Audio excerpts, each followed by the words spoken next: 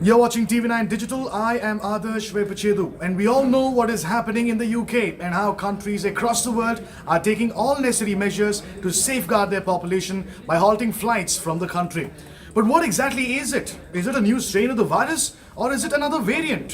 What I have noticed online is that people are using both the words to describe what is happening in the UK, but it can only be one, either a strain or a variant. With the dynamic and ever-changing nature of the coronavirus, it is time we understand what a strain and a variant means and the differences between the two.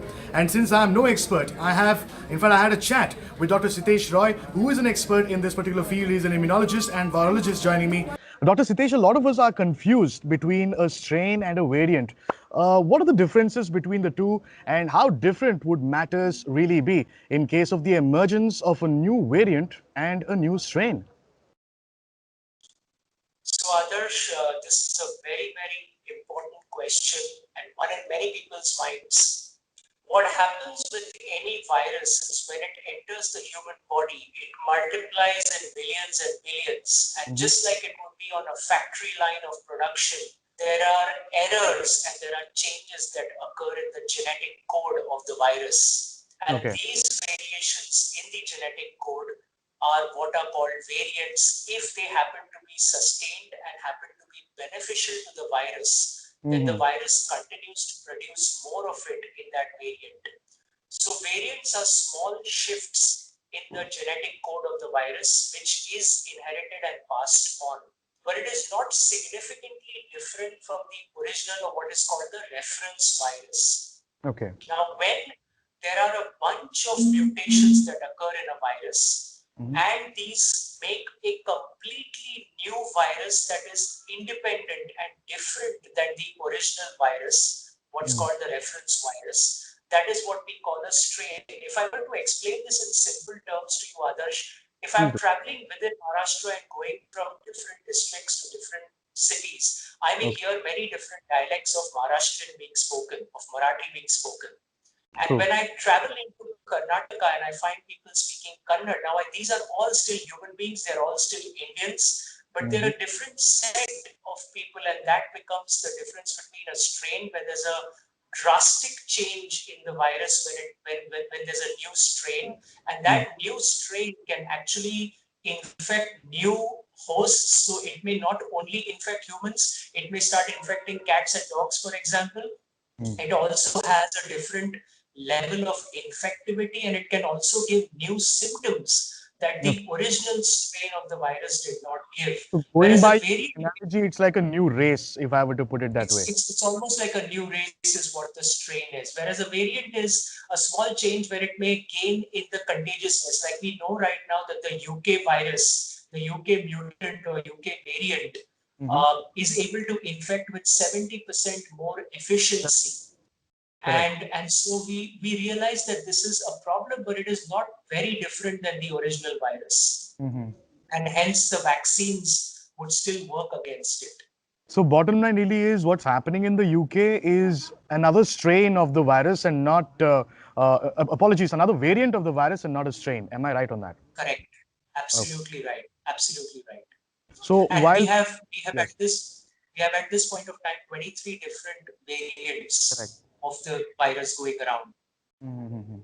So while the doctors, of course, know what the difference between a strain and a variant is, why is it important for the common man? And why do you say that people around us should know the differences between a strain and a variant? Others, as we can expect, the virus has only one purpose in its life, which is find new hosts, replicate, and spread it to more human beings. Okay. And in doing so, it becomes more and more efficient with time.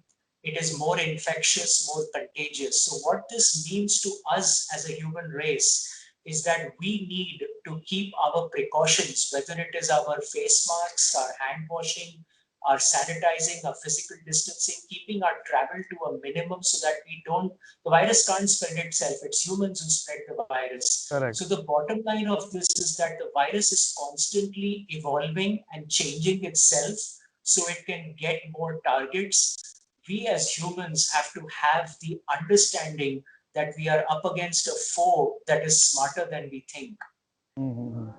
And there's only so much that we know so far.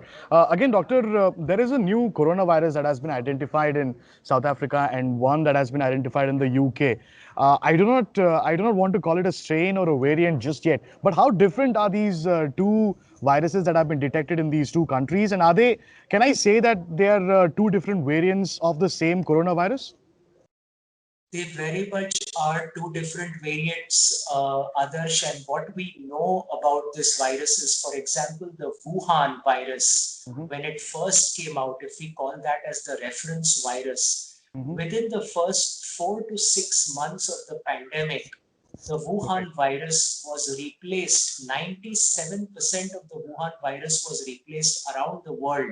So whether Mhm. it was the outbreak in Italy, the outbreak in Spain, the outbreak in India, the outbreak in US, it's a different variant of the virus that is now going around the world. And the original Wuhan virus, which was less infectious compared to these variants, is no longer in dominance. Okay. And similarly, the UK virus and the South African virus variants are ones that are more efficient in transmission. So they will overtake. We had a D614G variant that came to India, and we had most of our virus come to us from the UK and from the Middle East. So we really have to be careful about travel, and I'm glad that India has also clamped its borders for travel from the UK, Correct.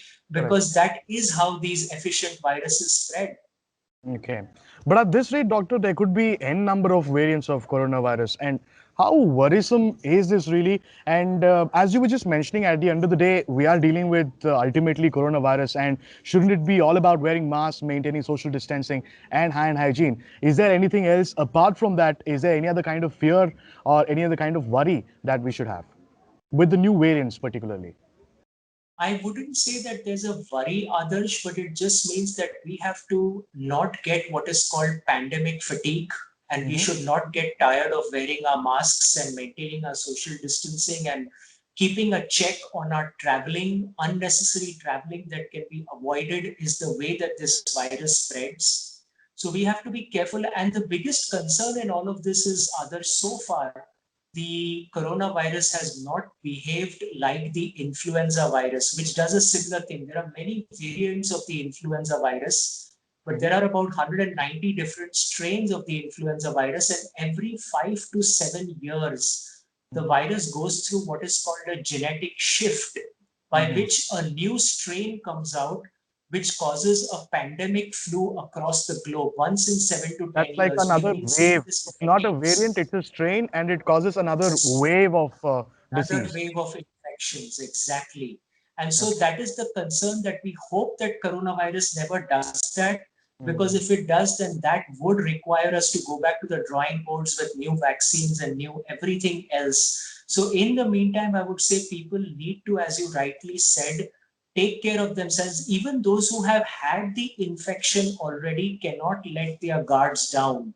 With the They cases still of need to wear reinfection. their face masks. Yeah, they still need to maintain their distance, still need to protect themselves and their families. Okay, okay. Doctor, lastly, please tell us a little bit about genome sequencing. What exactly is it? And we're also given to understand that the entire process of genome sequencing has somewhere down the line slowed down in our country and slowed down so much so that we really can't be sure if the new variant of coronavirus found in the UK or maybe another country, say South Africa, is already in India. We can't be sure of that, can we? So genome sequencing is the way in which we come to know whether the virus has mutated. Okay, and once it mutates is how the variant comes. Okay. So what has happened is there has been, as far as I know, a short supply of the reagents that are required for genome sequencing in our main labs of NIV and ICMR and other places around the country that are doing it. And because of that, in the past couple of months, I think to some extent, because the number of cases in India kind of came down to about 20 some thousand per day versus 90,000 or a lakh that were at one point of time at the peak, I think that genome sequencing was not being done, and also the shortages took place. So I think we need to get our game up. We need to get the reagents back in line, and we have to start sequencing again. The samples keep pouring in, but I believe that the sequencing takes time and the reagents are not always there. So we really need that to know if there are new variants entering the country, or it's very possible, it is believed that the variant in UK is something that had showed up in Thailand several months ago. So this virus tends to travel and then find the host in a different part of the world and then spread its, you can say, tentacles and go into more people there. So we may just be dealing in the UK with a variant that had already been in Southeast Asia before. That the We UK just has don't know. identified it. It's just that the UK has just identified it because their cases started going out of the roof. They were so fast increasing.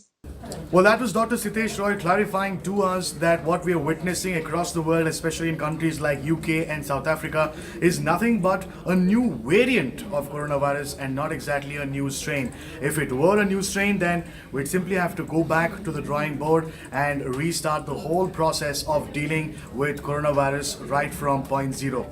So that's where things lie, and as we've been telling you from the beginning, what we have in our hands are the weapons in the form of a mask, social distancing and hand hygiene. Do keep these things in mind no matter what you do and where you go.